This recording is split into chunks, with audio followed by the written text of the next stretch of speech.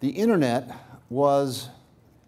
may still be a movement, a social phenomenon, called, the technical term is movement. Vince Cerf, who addressed y'all a few days ago, I don't know if he actually said this time when he was here, but every other time he walks around saying IP on everything. And internet protocol on everything. And the internet was a movement. In fact, it was several times a movement, and you can remember that it was a movement. For example, there was a time before the bursting of the internet bubble when the 7 most feared words on the internet were, "You just don't get it, do you?"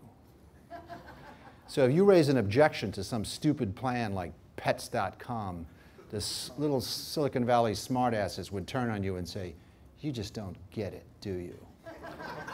So that was a movement, and it was inquisitorial and repressive and obnoxious and arrogant at times, and I was right in the middle of it, so I'm not shedding blame. Well, energy is a movement. In fact, I sat through most of today and I could hear it. I could hear how much of a movement it is. Now, movements, and I'm going to really annoy you on this point, but so movements have slogans like Vince Cerf's famous slogan, which I happen to like a lot. But they also have colors. For example, this is an early Ethernet diagram where the coax cable was yellow, so yellow became Ethernet's color. We had all the coaxes in the ceiling. They've changed colors now, but they used to all be yellow, and that was our color. Our movement, the Ethernet sub-movement of the internet movement, had a color. So, energy.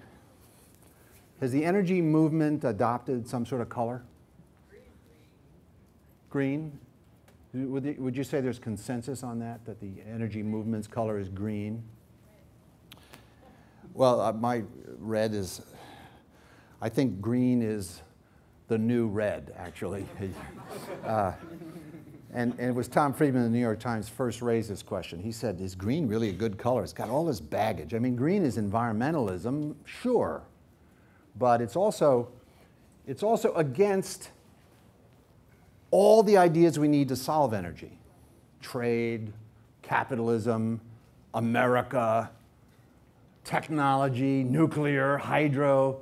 Green is a terrible color if you consider all the baggage that it carries with it. So I, as a hobby, have decided to find another color for the energy movement. So I considered black.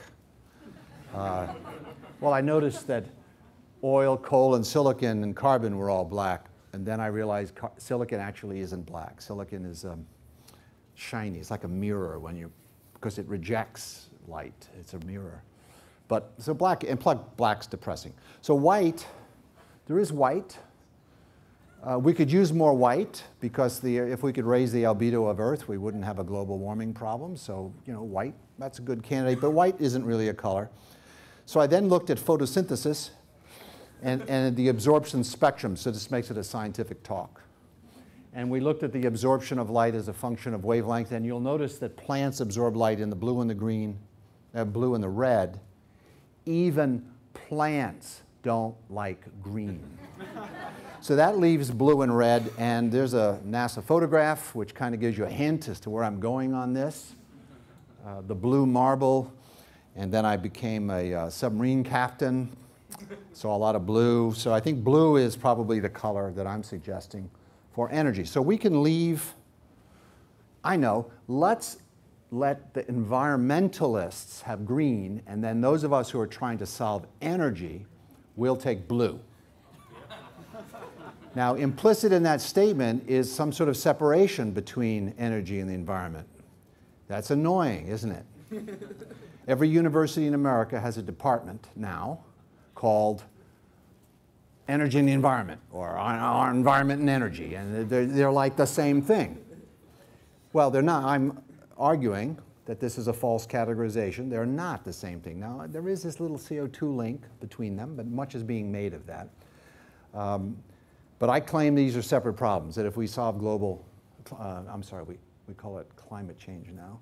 If we call it climate change, if we solve climate change, then we would still have an energy problem. And if we solved energy, we would still have a climate change problem. So I would argue they're separate. So let's leave green for the environment and blue for energy. You annoyed yet?